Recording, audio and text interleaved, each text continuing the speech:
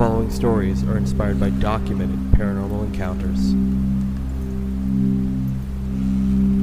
Some locations and identities may have been changed to protect the people involved. These stories may be disturbing for younger audiences, and listener discretion is advised. This podcast is based on true events.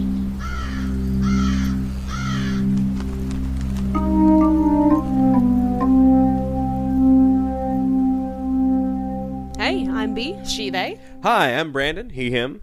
Hi, I'm Dalia, she, they. And this podcast is based on true events. Meow. Yeah? Meow. Someone Okay, gotta say bye. something. Bye, that's it. That's the episode. Have a good day. Yeah, we'll try again next week. No, I'm kidding. Vibe checks. How we doing? B, you first. Me. Because I Yeah. say so. Oh, because a man says so? She's Right. gotta listen? Yeah, you know I'm what? not a man, I I'm ain't doing Brandon. nothing. I'm not a man. I'm Mandon. Brandon. I'm Amanda. I'm 6. I'm good. I'm just chilling. Shit. Got my belly full. Not cold anymore. Not cold. Going shopping. It's been pretty great. Hell yeah. We're going shopping. I've been sitting here shopping. Hell yeah. Vibe check for me. Also, glad I ate. Unfortunately, Taco Bell kind of fucked up our order. As the usual. I missed Well, a couple things. they do and good most changed times. a couple things. I don't know, man. We don't use DoorDash as often as we used to, and we were like, let's do it this one time because we're all here. We got stuff to do, and then they forget a couple. half of our They order. forget half our order, and then Give us $10 back. yeah, for real. But Fuckers. other than that, I'm doing okay. Like, I'm not starving anymore. My mouth doesn't feel dry currently, so let's hope that continues into my story so I can stop messing up my words. What about you, hun? Oh, God. Wonderful. Wonderful. Hello? Wonderful vibe check. Glad to hear it. All right, we ready? Well, I'm bloated. I'm full, yes, but I am bloated. I was sitting here doing this because, like, Like tapping your tummy. what is happening here? I mean, just, it is what it is, right? Yeah, no, it's fine. It's just, I'm looking down like, wow. Yeah, I'm bloated to hell and back, unfortunately. Feeling kind of, ugh. But, looking forward to these next stories. Having a good day, enjoying the sunshine coming through the window. So, yeah. You want to just, like, get right into it? Yeah, I don't know if I'm excited for this one or not. I think it's a good story. Yeah. I remember it being a good story. I'm going to have you guys be the judge. Let me know what you think of this story, okay? Okay. Okay. Are you ready, B? Yes. Are you ready, Dalia? Yes. Are you ready, me? Yes. I guess Your we'll wife never... answered for you. All It's right. okay. As is the custom. Yeah, that's normal. So, question. Have you ever felt out of place in a space where you should belong? Yup. Yup, yup, yup, Everywhere. I have anxiety. How about in a space where you have no choice but to be there? Yep. yup. I have anxiety. I have depression. I As have a- osteoporosis. I a- got a rock. Sorry. I'll let y'all get it out. It's all good. That took so many turns. As a, Please continue. as a child of divorce myself, I have plenty of stories about a stepmother who is way less than inviting. However, I at least had the option of going to my other parents' house sometimes, which was a nice break. The person in my next story, however, isn't so lucky. As told by the show My Haunted House, I give you the story Unwanted. Me. August 12th. Shut up. Stop it. Bad beat. I need a spray bottle for when B's self-deprecating. August 12th, 1998. 15-year-old Robin's life just changed forever. Her mom had died suddenly, and she was shipped off to live with her dad and his new family over 1,000 miles away. And her new stepsister Evelyn was no more happy about it than she was, saying it was like an only child's worst nightmare, which I kind of disagree with. But that's neither here nor there. Neither of the teenage girls could imagine having something in common. Another big change for Robin, her stepmother, Maria, was, quote, hardcore religious. Robin remembers counting 5 crosses and 3 angels from her walk from the front door to the bedroom door. She was also a total clean freak as well as a control freak, and according to Robin, just a nasty person to be around in general. Robin felt completely alone. Maybe it was the emotions she was going through at the time, or the fact that she could tell that nobody else in the house really wanted her there. But Robin felt like the house had a strange feeling to it, like a deep, penetrating sadness. Her first night at her dad's house, Robin and Evelyn were getting ready for bed in their shared bathroom when the two of them were puzzled by the sight of the sink turning off on its own. As they watched, it looked like a single drop of red came from the faucet to land on the white sink next to the drain. Robin could tell by the look on Evelyn's face that this wasn't something normal that happens here. Robin turned the sink back on, washing the red away, and the girls finished getting ready for bed without incident. Robin goes to bed that night with a feeling that somehow Evelyn blamed her for the occurrence. February 20th, 1999. The family are at home celebrating Robin's 16th birthday. While she could tell that Maria and Evelyn weren't incredibly enthused by the occasion, Robin says her dad really did try to make it special for her.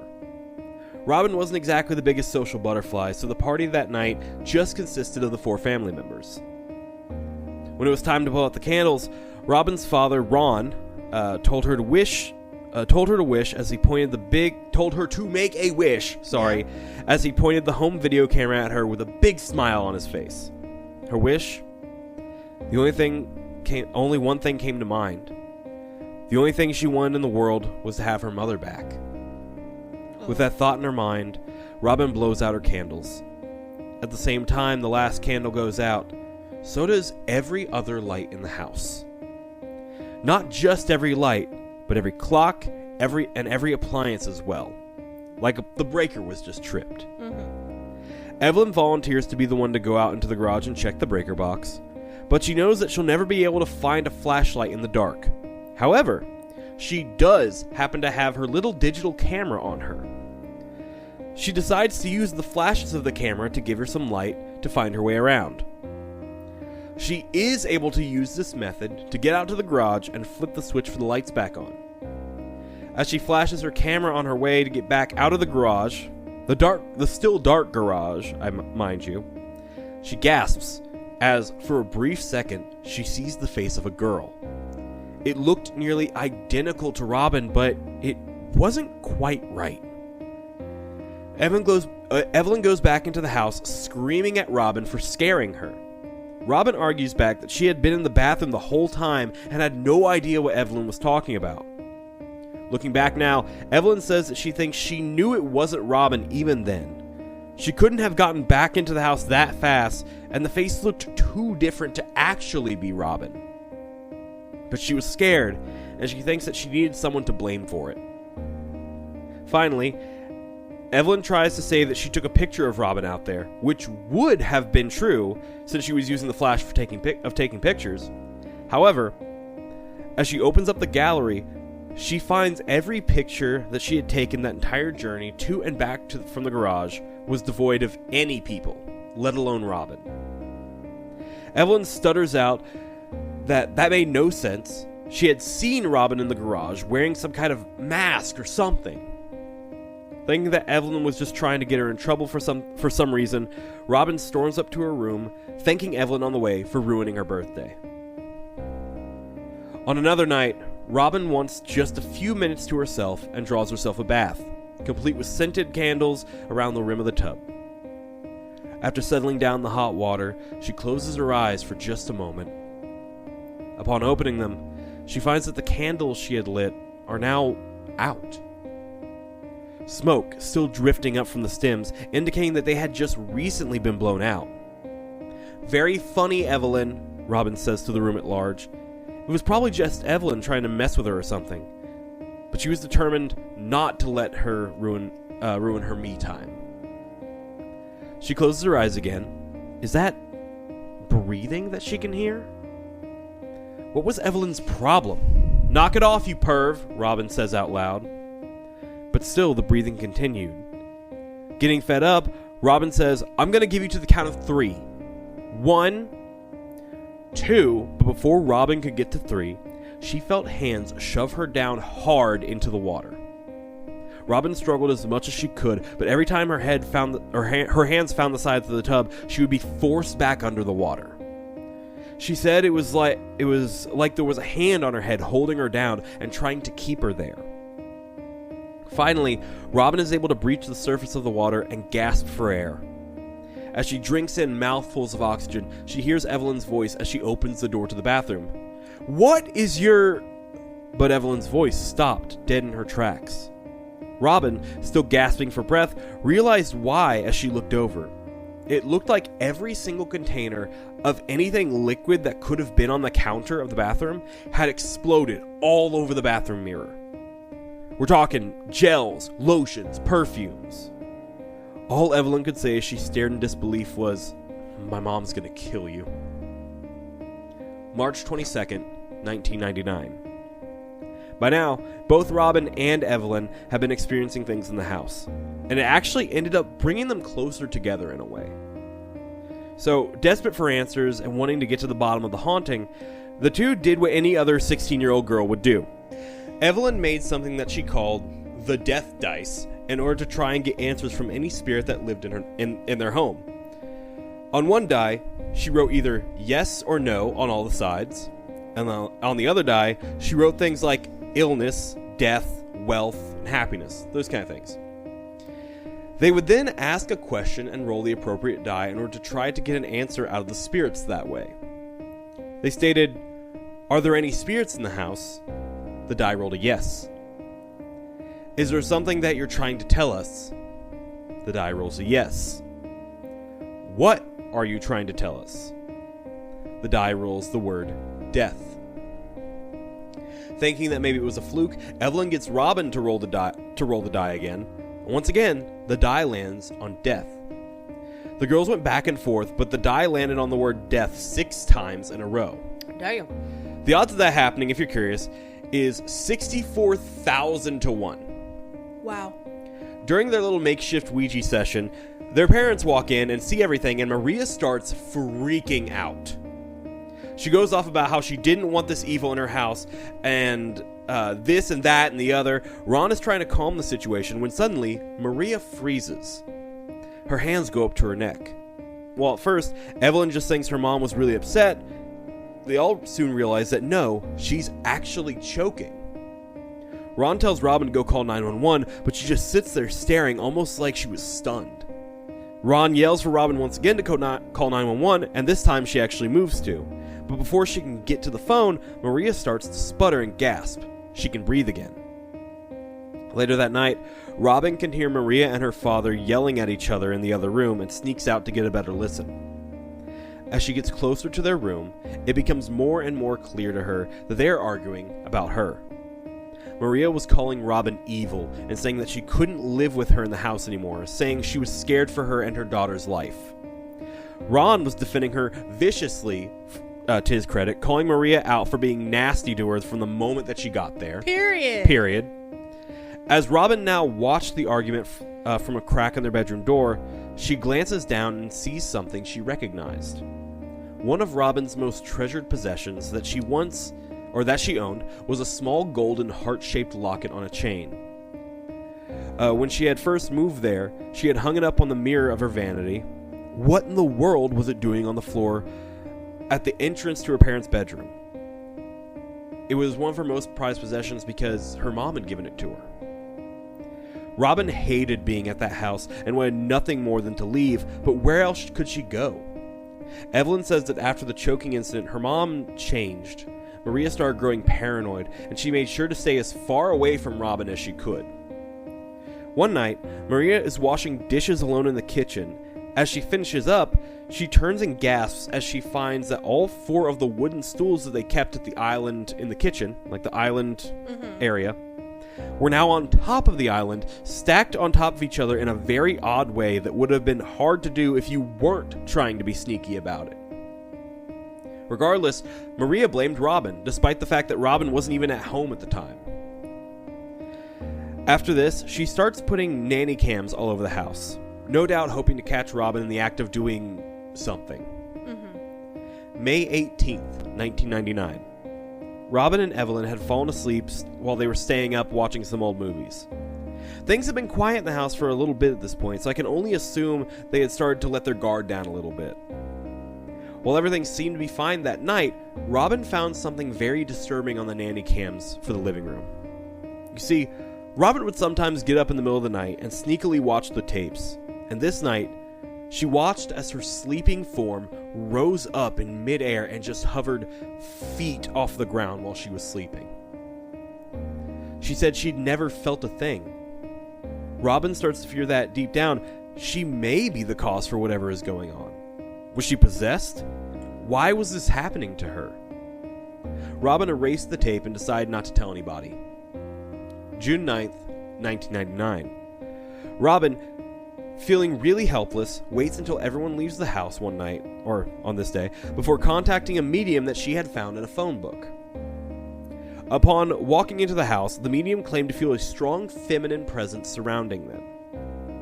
She then stops, looks at Robin, and tells her that her mother was there, which was a shock given that Robin had never mentioned her mother being dead. The medium went on to say that Robin's mother was there to protect her from something else in the house. But not an outside spirit, it was someone from inside the house. The medium asks if Robin had ever heard of a poltergeist.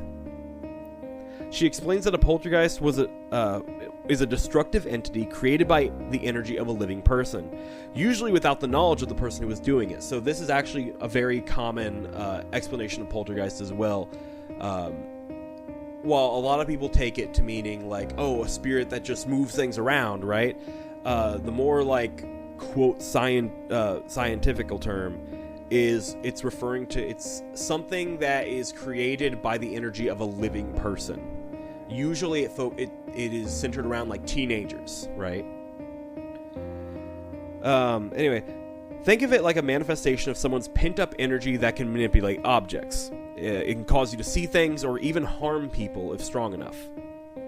The medium then said that apparently Robin's mother had already made her presence known as a warning to the person who was trying to harm her. And that's when Robin knew exactly who it was. The choking, the stacking of the stools, all signs pointed to the creator of this poltergeist being Maria, Robin's stepmother. Everyone went to bed late that night. Maria and Ron were still fighting, so he was sleeping out on the couch. Robin claims that the house felt different that night. She was frightened that something spiritual was after her, but she was also told that her mother would find a way to protect her, so she tried to trust in that. Robin claims that for the first time since her mother died, she could actually feel her presence around her. She could almost swear that she could even make out the smell of her perfume. That night, she got the best sleep yet since moving into the house. For Maria, however, that couldn't be farther from the truth. Maria took Evelyn and moved out the very next morning. After 3 months and 3 months later, Ron and Maria were divorced. Until this interview, Robin and Evelyn hadn't spoken a word since, like to each other. And to this day, Ron still lives peacefully in that house. Evelyn would decline to tell My Haunted House the details of what her mother experienced that night, but says that even as her memory fades with old age, Maria has still not forgotten what happened to her that night. Though she sometimes forgets Evelyn's name, or even the fact that she is her daughter, that night remains as vivid as ever. Just what happened to Maria that night? How bad of a scare would it have had to be to make her grab her daughter and as much as it could carry and leave her home the very next morning? And if you were in the spectral shoes of Robin's deceased mother, how would you have handled this wicked stepmother? The evil step-parent trope, paranormal aside, will always piss me off to no end. Mm-hmm. Because I don't understand how you can treat a child like that. 100%. Whether they're yours or not, they're a fucking child. What sucks is, like, it isn't as someone who grew up with a stepmother who was really horrible to them. Oh, I know. I had like, the evil step-parent thing growing up, too. Yeah, like, it's not... Unfortunately, it's a trope for a reason because it's fucking real. And you're right, it sucks and it makes no fucking sense. I could never see myself treating my stepson any differently from my birth child. Well, One, he was there first.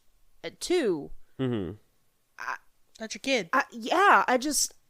Any kid is cool with me. Yeah, Kids are kids. They're fucking weird little idiots. Like, I don't take anything a kid does personally.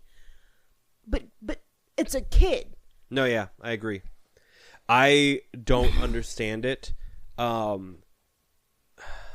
wonder how much, like, not that this changes anything, obviously, but I do wonder how much Robin had interacted with her dad's, like, new family before the death of her mother, because it sounds like they weren't close at all. Like, apparently, they didn't mention if they had ever met, like, Evelyn before, like Robin had. I don't think they had, the way they told the story, right? So, and again, how often did she see her father? Because he had, like, an entire new family basically across the country. Like, Yeah.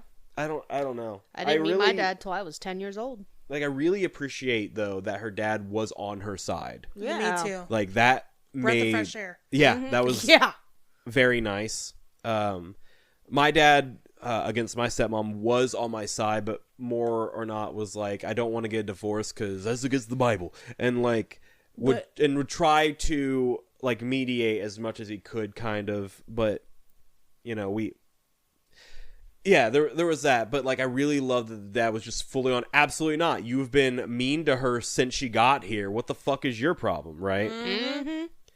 And yeah, what do you think must have happened that night? Because it could have been as simple as she's such a bitch. All the Robin's mother would have had to do was appear, or like what? I wish we knew.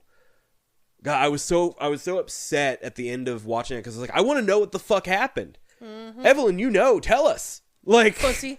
Fucking tell us. You won't. Taking that shit to the grave, I guess. Like, maybe she thought it wasn't her place, but like, fuck that. Like, tell us. You're already here. Yeah. Your mama don't even remember that she's your mama. Just tell us. She ain't gonna remember you told us. What would... She ain't even gonna watch it, probably. And if she does, I doubt she'd recognize anything, right? I wonder, because, like, from what I understand, no one else in the house was bothered that night except for, they just woke up and Maria was like, we're getting out of this house. So I wonder what the fuck happened, right? She felt protected because she was told about her mother. Sorry, I'm talking about Robin, obviously. Yeah.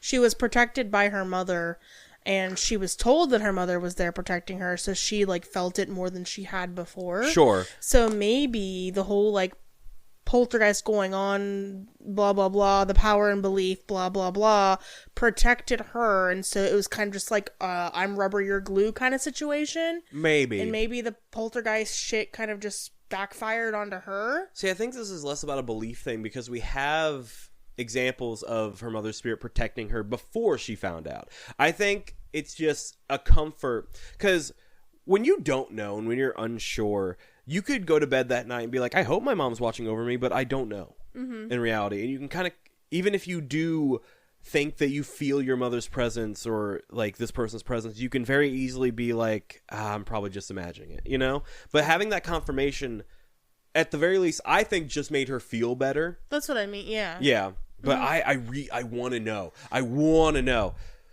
But, like, having that confirmed for her, she started smelling her mom's perfume after that. That's true, yeah. Maybe, and it could be as simple as it opened her up to it. That's exactly, Yeah. yeah.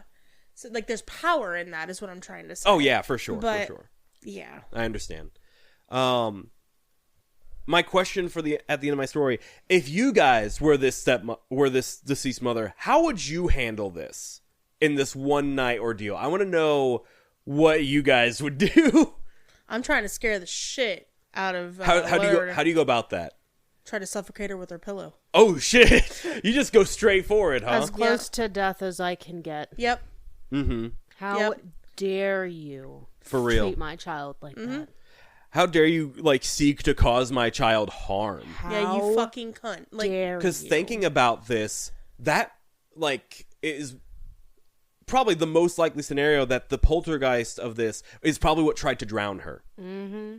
And I think that all the stuff on the mirrors, I think that was the mom spiritually fighting back against that. Mm-hmm. Like, fuck your mirror. That kind of shit, too. Yep. I would want, I think if it was me, I'm coming up with this on the fly, but I'm putting myself there. I'm getting real specific. I think if it's me, I keep her up a little bit. Like, I make sure she's awake. Whether that be a random noise in her room that makes sure she's awake or whatever.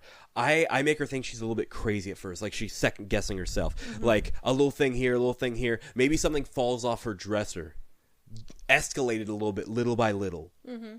And, yes, I think... I'm trying not to be influenced by like how they kind of depict it in the show, which I'll kind of show you guys. But I definitely want there to be an appearance. I need there to be an appearance. I need there to be a for sure thing. Maybe even based on how she reacted, telling her get out, that kind of thing. Mm-hmm. Mm-hmm. I want you to see me. Yeah, I want you to know it's me. I could kill you if I wanted I to. need. Yeah, Mm-hmm. I need you to know I can harm you. Mm-hmm. Yep.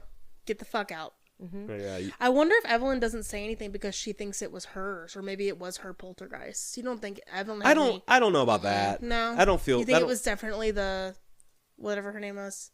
Oh, I definitely The think so stepmom? because Yeah. Evelyn wasn't harmed at all. If you noticed, Yep, that's fair. it was Would was your only own poltergeist harm yourself? Well, I mean, not harm. I guess the mom it wasn't get harmed. It was the either. mom that was harming the person trying to harm.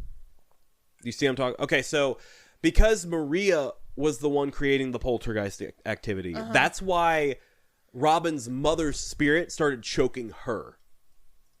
Okay. You see what I mean? Okay. Yes. Yes. Evelyn wasn't. I get that now. Sorry. I'm sorry. I had more to. No, go ahead. No, you're fine. So the main thing was like the stools stacking on top of each other is what I was thinking of. Like, it's interesting how a poltergeist would manifest because of one person. I just don't. That wasn't the poltergeist. That was the mom again, showing herself to Maria. Oh. That's what the medium was saying. Was she had made herself known several times to the person. Gotcha. Yes.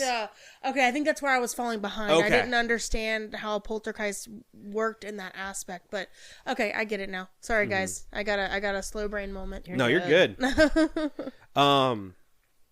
No, yeah, I don't know, but I would love to know. Any other thoughts on this or like ideas before we get to pictures? Should have killed her. I wonder if it was another choking session too, like when we fucking meet session. eye to eye. I'm choking you so you know it was me. Yep. You know what I mean? Yep. Okay, so for pictures today, I have two. Both are depictions from the show. I do want to point out. So this first one is how the show depicted the face that Evelyn saw in that flash. So this is the depiction of what Evelyn saw in the flash for a brief moment as she was trying to get out of the garage. Damn. Those bugs. They scars? They look like scars of some sort. And then the final one is another depiction. So again, we do not know what Maria experienced that night. However, they have a brief flash where they kind of interpret it, and so this is that brief flash. So this is the show's depiction of something that happens to Maria that night. Damn. Yeah. That'll fucking do it. That'll do it. That'll do it. All right. Good. Right. Beach. But yeah, so those Like a good story of justice. I do like that, yeah. And I like how Dad was unbothered, like, I'm still living in this house. It's all good with me. Right. Which means, like, it was, yeah. Pretty chill after that, probably, I imagine. And fucking Maria never forgot it. Which, good. Ha, bitch. Live with that. She died miserable. Live with that. Or lived miserable. I don't know if she's dead yet, but... This was probably filmed in, like, 2016 or something, so who knows? Possible. So it's possible, for sure. It's been 10 years, so... Like, since that, and at that point, like, she was having dementia and forgetting everything. So it's, you know. All right, but that is what I have today. Dahlia, what do we got? What do you got for us? A burp? Very nice. Okay, B. I ain't got one of those on deck. Sorry. Okay, so this next allegedly true encounter was found, as per the usual, from yourghoststories.com. And we're once again just gonna jump right into this one. Cool. We don't have much of a preamble or anything like that. So let's get into it. All right. This is titled It Growled. It growled at me. Rare. By Anthony. And Anthony posted this October 21st of 2013 in the country of the United States, in the state of Wyoming. And the paranormal category for this encounter is haunted places. All right. Yep. I'm 19 years old. And he goes on to say, and a guy, if anyone's curious. If anyone's curious. I got a wiener. That's not necessarily... Oh, you're right. I'm assuming. Boy pussy's a thing, B. Boy pussy is a thing, and it's a beautiful thing. Sorry, let me rewind. Anyways, I've never written down what's happened to me while living in a particular home. I've only told friends and family. Well, my father met a woman by the name of Maria when I was 14. Wow. Mm-hmm. Any one of my stories got a bitch named Maria in it. My mother passed away when I was 7. Soon after, we moved in with her. This is really strange. Maria, a dead mom. What else you got? So, the only communication we have on stories is literally just the names. Yeah. So, this is still this huge is a weird coincidence. Yeah. Love this. This guy's a guy, though, so I don't think. Yeah, there's that at least. Hey, Robin's a boy name. But we you know saw that this Robin's Robin a Robin's a girl, yeah. Well, yeah, but I'm saying. Damn. Okay. That's odd. What if it was the same fucking thing? What if? Just Keep reading. From another perspective. That's crazy. Somebody stole their story. Yeah. I was supposed to have a basement as my bedroom. It was huge. Really nice. Had a living room, dining room, workout room, 2 bedrooms, and it was all mine. But something seemed odd. Really odd. It felt as though someone was watching me, so I refused to sleep down there. We ended up turning the dining room upstairs into my bedroom. The dining room had 4 doors. One to the basement, one to the closet, one to the bathroom, and one to the kitchen. These doors were huge and old. Still took a skeleton key and very heavy. The house, by the way, is old. Gathered. It's historical and one of the original homes in the first neighborhood when Cheyenne, Wyoming became a city. Gooby. Very burpy. Anyway, every night one of those doors would creak open. Mainly the basement door, or the closet door. It felt like a scary movie, actually. I also had a chandelier, because my room, once again, was originally a dining room, that would randomly move back and forth. Well, one night I heard a door open and was too scared to look. I even heard breathing. I wanted to turn the light on, but I'd have to walk past the now open door and reach up to the chandelier and turn it on. Nope. So I called my dad, who was in the next room. I woke him up and he came to my room, madder than hell that I woke him up to turn on my light. I explained how the door opened and I heard breathing. He said that I had to have left the door open and the air from the fan moved it. These doors are huge though. So he shut the door to prove a point as if I actually left it open. As he was walking away, it popped open.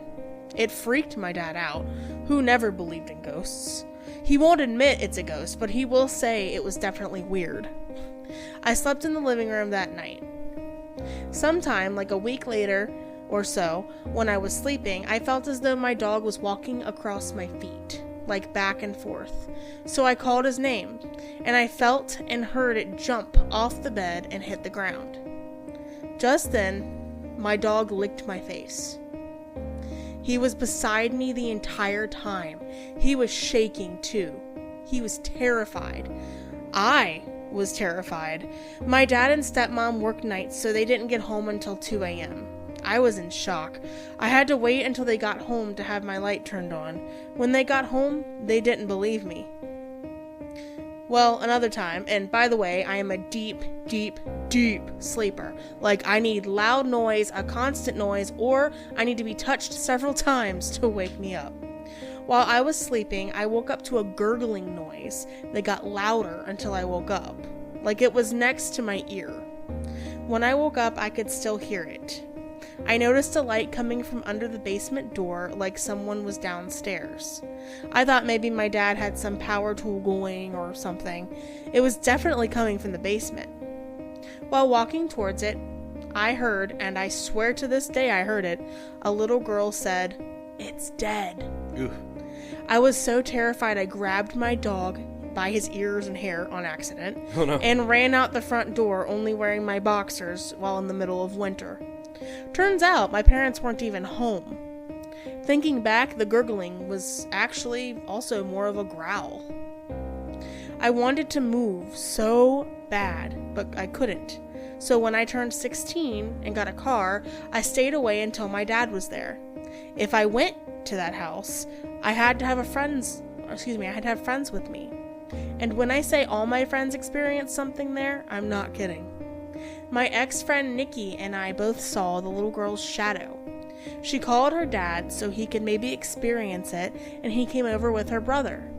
We sat in the kitchen, and sure enough, we heard the little girl laugh. Eventually, my stepmom admitted that she'd seen and heard things in the house. Surprise. Another scary time was when I was home alone when my car broke down. I kept seeing a shadow at the corner of my eye, but it would disappear. And my dog would seem as though it's watching something. I have an old Shih Tzu. He does not play. Doesn't even run. Play with toys, anything.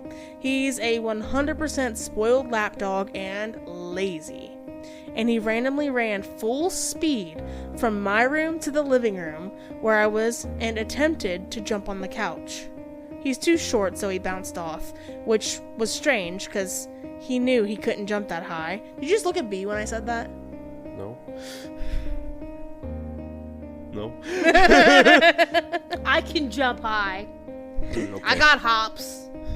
Anyway, he always had me pick him up and he would never run. It's as if he was running from something.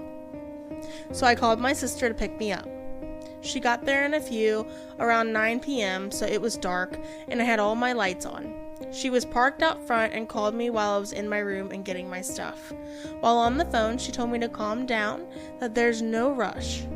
I asked what she meant, and she said that she can see me / my shadow running back and forth in the living room. Ooh. I was in the back of my house. Yeah. I was in the back of my house, and I told her, but she didn't believe me. She said that she could see me, my shadow, now standing still in front of the window.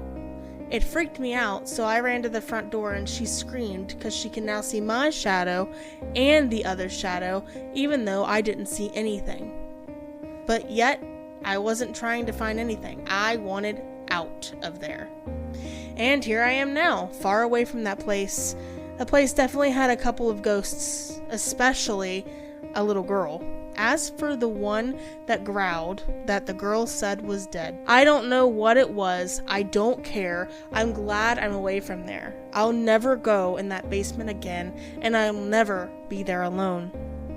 Everything that I've said on here is 100% true. If you don't believe me, that's fine. This is a little crazy. I understand, but I ask that if you want a true experience and are in Cheyenne, Wyoming, I'll have my dad let you in the house. You can feel whatever it is when you first walk in, and then they supplied their email. I'm sorry? Yep. Damn. How old is this person again? Do we find out? Do we know? It's on the original post. It says that I deleted off here though. That's fair. But yeah, Damn. They said, "Oh, believe me, 19. step up." You don't believe me? Sorry, 19 years old. Okay. You don't believe me? Show up. Square up. Pull up, ho. Pull Pull up. up, ho. Pull up is what I was looking That's for. what he said. Pull Yeah, up, he did. ho. Yeah, he Catch did. me outside. How about that? Dad, You guys come- want to go to Wyoming? Fuck it. Road trip. Road trip. Dad, you gotta let a couple other people in the house again. Okay. You at least charging them this time, son? No, so that's terrifying. I think me and B had the same reaction. We looked at each other like, I'm not in the house. I'm not in the living room. No. Don't like that. Not very much. No, that's like putting myself in that situation. That's like a sinking feeling. Yeah. Like, wait a minute. What do you mean? Huh? When you think you're looking at something and you're like, that's not what I think it is. That's something not there. Oh, man. Oh, man, indeed. What the fuck is that? Keep talking. Okay, scary. Wait, copyright. No, yeah, that's scary. Like, just straight up. I'm picturing like. Must be nice. What? You said They can't picture anything in their head. Oh yeah, that's right. I don't mean to flex my Fantasia on you. My B Fantasia. Anyway, what were you saying? You got pictures? Yeah. Or- So, this first one, he said he's got an old Shih Tzu, and this is a picture of an old. Get a better Shih zoo Tzu. then. I want to see your old shit. No, you don't. What the hell? I just said I don't. Oh, okay. I So, also thought you said I want to. This So dog is from 20 Paws Rescue. it's from the grave. It looks like. Damn. Aww. He's cute. He's cute though. I almost called you my husband's full name because I was so offended. No, What's Brandon's middle name? Dean. Yep. not my. This Brandon. I know your middle name. Honey. I'm talking to them, the people in the mic. Yep. I'm talking to the people in the mic. Yeah, I'm also No. married to Brandon. No, no. Oh, Just okay. not this Brandon. Yeah, no, not no. There's No. there's a few Brandons. There's There's a lot of Brandons. Cute little dog, but there's something wrong with his eye, which is unfortunate. Poor Cataracts. little thing. Huh? No, it's A left lot of old eye. dogs have that. Is that not like a hole in its eye? Nah, or he got something? gunk in his eyes. Oh, I both see it. I eyes. see it. Okay. Yeah. Literally The way just a baby. the way it was shadowed, it looked like a hole in its eye, and I was like, I'm like, damn. I hope it's okay. Him's Which got- I hope he's okay. Him's got gunk and cataract. It's just a baby. No, I love a good old dog. They deserve the world. So, the next one, he said that he had his bedroom, like his bedroom was a dining room. Yeah. So I kind of like found a picture of a dining room with a chandelier. It doesn't have any furniture or anything. It's got big, wide open like door. Did you put a bed in it? Did you Photoshop a bed in it? No, I should have. Damn it, I should have, but Dalia. I do this while I'm at work, and work has very limited resources when it comes to that. True. So, I'm just gonna send that. And that's what I kind of imagined, but with like doors instead of just wide open. Oh yeah, that's Yeah. kind of what I was seeing too. Yeah. So For sure. Oh yeah, me too, guys. I can't. All right. all right. We're not the picture police. You don't have to pretend. Any other thoughts, or is head empty? Head empty. Yeah. What else is new? But I'm leaving. I cannot get the image of hello. Was my titties out? I saw him. I didn't get to do it again. No. I don't see them. They're not. You were looking up. No. It's just from my angle. I could see some underboob from under your shirt as you stretched up, which is a great treat for me. But Aww. He looked over at B and he was like, "No." He said, "No, wait, that's mine." Fair. well, B, what do you have for us today? To end us off, to finish us off today. What do you have for us? Don't say it like that. Hold on, Quit saying it I like gotta that. remember my phone password. There we go. Okay. I found a subreddit that I have fallen in love with, Yeah? and this subreddit is titled "Pointless Stories."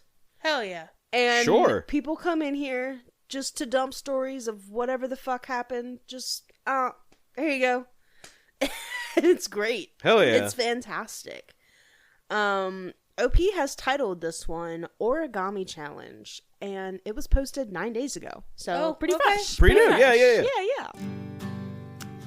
I have had 2 operations in my life. Nothing serious, and totally worth it to get a month off work. Also not entirely relevant, but I've had a difficult life since childhood. The first time, of course, I'm nervous, not knowing what to expect, and it all being very real and new. They go over several forums and ask me many questions.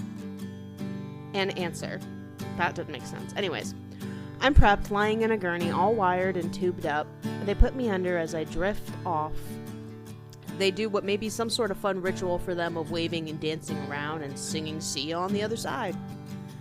As I'm passing out, a question pops into my head and I just say it out loud. Should I have mentioned I've experimented with mind-altering substances in my past? My eyes are closed. In darkness, I hear a voice, like a confused but adoring aunt speaking to a child. No, but well done for saying so. Many years later, I need the same surgery again. I am beside myself with joy. I'm looking forward to it like a kid to Christmas. Don't know why you'd be excited for surgery, but hey, to each his own. I mean, maybe it's something you really need and you're tired of dealing with... That's true. Yeah. I'm still nervous in the lead up on the day, so I make origami. It's like a fidget toy for me. I make them all the time and end up with loads, so I just give them away. I make flowers for the nurses, and they are delighted. Listen, I got a load for you, Dalia. Yeah? Giving away loads. Nurses, huh? I also have a plan for when I'm out of surgery. When it comes to the anesthesia again, I ask for a favor. The last time I did this, the team did an actual song and dance about it. I don't know if this is a thing you do, but those few moments were the most profound serenity I have ever known. I'd really like to just quietly, consciously enjoy that if that's okay. And of course, they respect that. And I do. I drift off looking out of the window, reminded of the final lines of A Tale in Two Cities. It is a far, far better thing that I do than I have ever done. It is a far, far better rest that I go to than I have ever known. In a lifetime of distress, I have known 20 seconds of absolute unburdened peace, uninterrupted by any sadness, external or from within. For less than a minute of my 40-plus years on this earth, but the most profound serenity. When I come to, I see I'm in the room with others waking up, slowly. I remember the previous time I was in and out for a while, but this time I set myself a challenge. I want to know. I gain control over my body like I'm swimming through treacle. I ask a nurse if I can have a piece of paper, and she says sure, but she doesn't get up and carries on with her work. She's probably heard countless absurd and outrageous things from patients under sedation and has learned to ignore it. Thankfully, there's a box of thick tissues attached to my bed. Incredibly, it's also perfectly square. It's like trying to control robotic hands to do a task. You know what to do, but it's disorienting. But after some struggle, I've passed the test I set for myself. I have made a post-anesthetic origami butterfly. A bit proud. Another nurse comes to check on me and mentions what meds I'm on. I immediately rename my creation to Morphine Moth. Finally, at the exit, I give another flower to the slightly forlorn-looking security guard on night shift, and he takes me a little by surprise when he leaps out of his seat with a gasp, gushing over how beautiful it is. I appreciate all the staff very much for today, and I hope I communicated that. That's so nice. That's really nice. Isn't it? Origami is always something I've really wanted to do. However, I don't know how to do a paper airplane. Nice. Me Like neither. I've never known. Like I've tried. People have tried to teach me. I cannot remember. I cannot do a paper airplane. So I fear origami may not be in my future. When I was in high school, me and my best friend and me and my boyfriend at the time, we used to pass notes in the shape of origami hearts. And that's how we would fold them up and then pass them. That's cute. Mm-hmm. Yeah, It's that's really cute. Yeah. I think origami's so cool. It It's is such like an really unappreciated art form, at least like over here. Right. You know. Mm-hmm. For our picture today, Origami. I have... If it's not origami, I'm going... Okay, cool. I Okay. have a diagram showing you how to make an origami butterfly. I like how you were like, that's interesting. Here's how you do it. Yep. Very nice. Love that. Cool. I knew that if that wasn't the picture I included, I was going to get a look that says, what the fuck are you even doing here? It's just a picture of a picture of a guy on morphine. Yeah. It's just an operating table. Here you go. Good God. That would be on track for me, though. Let's be honest. Yeah, that's fair. But no, we get a very informative graphic. Yeah. It looks so much easier Then you know it is. than I figure than when I actually try. So it's pretty similar to doing the heart origami. If you want to learn, I can sit with you and we'll learn this. Okay. It looks harder than it is. Really? Because to me, I'm like, this don't look that hard. I feel like I can figure it out. Mm-hmm. I'm good at following instructions and diagrams for the most part. There you go. There I go. Mm-hmm. Maybe origami is in your future. Maybe at the you very just need step-by-step instructions. next time you come back, there's just 100 origami butterflies. You've been practicing! Yay! All right. Well, who wants to give our little speech? Is it my turn again or what? Something like that. I did it last time. All right, I'll do it again. Well, thank you guys so much for watching. You can find us on our socials at Facebook, Instagram. We are on TikTok, Blue Sky, but not Twitter because, ladies, Fuck Twitter. All right, thank you for that. Beautiful. You can also, if you're listening to this on a podcast platform, first of all, thank you. Appreciate you making it this far and being here with us. But you can also watch the waveform of our voices on YouTube and like see the pictures as they come up. You can find those on the socials too, but it's just an alternative if you like that. And if you're on YouTube and you're like, I want to hear this on the go, you can. Literally anywhere that you can find podcasts, that's where we will be. Oh yeah, also if you have stories to send in, whether that be paranormal or like wholesome, happy, funny, whatever, you can send them in to TPIBOTE@outlook.com. If they are paranormal stories, put in the subject line it is for Dalia, that's Dalia, no H. And if they are happy-go-lucky, wholesome stories for B, put in the subject lines for B, spelled like the insect, B-E. You understand. Like the buzz. Also, don't forget to rate and review us. The ones I know of are on Apple Podcasts, Spotify, and our Facebook page. You can leave reviews on our Facebook page and recommend us, and that'd be really great. I'd really appreciate it. I know we all would appreciate it. Yeah, and as usual, guys, I hope you're having a wonderful day, night, or whatever time it is where you are right now listening. And thank you for tuning in. As always, this podcast was based on true events.